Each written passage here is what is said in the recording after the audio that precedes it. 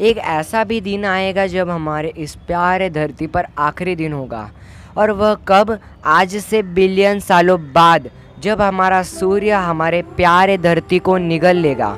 एक दिन आखिर हमें इस धरती को अलविदा कहना होगा।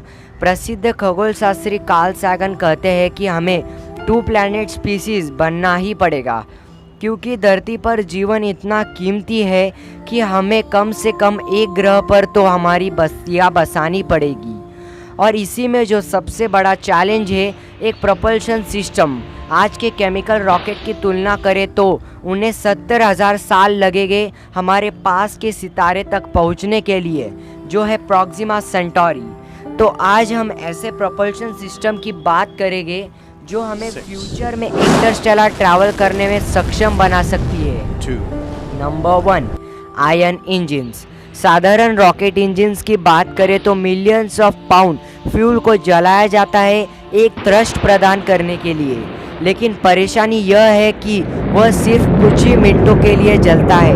बात करें एक टिपिकल आयन इंजन की तो उसमें एक फिलामेंट को इलेक्ट्रिक करंट से हीट किया जाता है, जिससे वह प्लाज्मा का निर्माण करता है।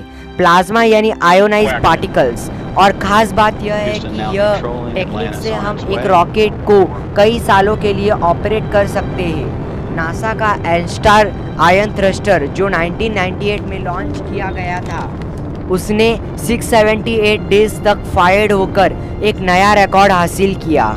और बात करें लेटेस्ट एग्जाम्पल की तो जापान का हायाबुसा प्रोब, जिसने एस्ट्रॉइड रुयुगु पर लैंड किया था, उसे भी 4 जेनॉन आयन इंजन से फायर किया गया था। यह फायदे देखते हुए आयन इंजन्स का इस्तेमाल मार्स मिशन के लिए किया जा सकता है। Number 2, ramjet fusion. हम जानते हैं कि स्पेस में हाइड्रोजन की कोई कमी नहीं है। इसी का फायदा उठाते हुए स्पेस से हाइड्रोजन को खींच लिया जाएगा और उसे मिलियंस ऑफ डिग्री तक गर्म किया जाएगा ताकि वह हीलियम में फ्यूज हो सके। और यही फ्यूजन के कारण हमें विशाल मात्रा में ऊर्जा का उत्पादन हो सकेगा। यह एक एक्सप्लोजन क्रिएट करेगा जो अल्टीमेटली थ्रस्ट का निर्माण करेगा। चूँकि स्पेस में अटूट हाइड्रोजन है, रैमजेट फ्यूजन इंजन को हम हमेशा के लिए चला सकते हैं। भौतिक शास्त्री बसर्ड ने यह कैलकुलेट किया है कि अगर हम 1000 टन रैमजेट इंजन को 32 फीट पर सेकेंड स्क्वायर तक की एक्सेलरेशन को मेंटेन रख पाए तो हम स्पीड ऑफ लाइट के 77% तक पहुंच सकते हैं, जो हमें एंड्रोमेडा गैलेक्सी तक पहुंचा सकता है। लेकिन कुछ रैमजेट फ्यूजन के डिज़ाइन में समस्या होने के कारण हम वर्तमान में रैमजेट फ्यूजन का इस्तेमाल नहीं कर सकते। Number 3, space elevators. अब तक हमने कुछ इंजन्स के बारे में बात की, लेकिन अब हम एक स्पेस एलिवेटर के बारे में बात करने वाले हैं। इस आइडिया को सबसे पहले साइंटिस्ट कॉन्स्टेंटिन ने 1895 में प्रपोज किया था। इस टेक्निक में एक टेथर को जियो स्टेशनरी सैटेलाइट द्वारा ड्रॉप किया जाएगा और इस टेथर केबल को ज़मीन में एंकर्ड किया जाएगा, परंतु इस टेथर को कम से कम 60 से लेकर 100 गीगापास्कल्स यानी जीपीए के प्रेशर को झेलना होगा, परंतु स्टील तो सिर्फ 2 गीगापास्कल्स पर टूट जाता है।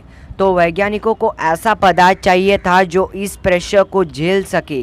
तो आखिर वह कौन सा पदार्थ था, उसके प्रॉपर्टीज़ क्या थे, और नासा द्वारा बनाए गए कुछ टेक्निक्स और स्पेस एलिवेटर के बारे में अधिक जानकारी को हम जानेंगे इसके अगले एपिसोड में।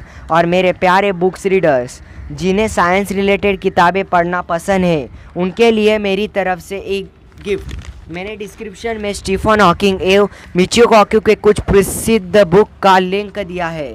आप उस पर क्लिक करके इन बुक्स का PDF प्राप्त कर सकते हैं। और आज के लिए बस इतना ही। इस वीडियो को अपने फ्रेंड्स और फैमिली के साथ शेयर करना और चैनल को सब्सक्राइब भी कर लेना। मैं मिलता हूँ ऐसे इंटरेस्टिंग वीडियो के साथ। तब तक के लिए जय हिंद, बाय।